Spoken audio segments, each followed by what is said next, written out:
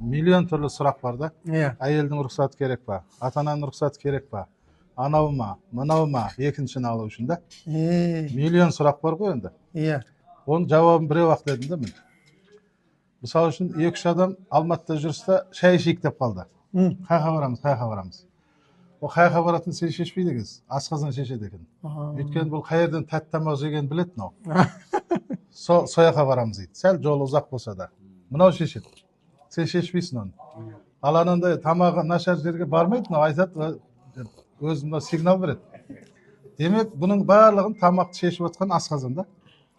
Енді жаңағы ананың рұқсаты, мынаның рұқсаты, әйелдің рұқсаты, әке-шешенің рұқсаты, оның бәрі кейінгі очередте тұрады. Ол оны шешетін, үйленуді, екінші әйел алатын шешетін, ол жаңағыдай өзі бір палуан бар. Сол палуан шешеді. Сол алам десе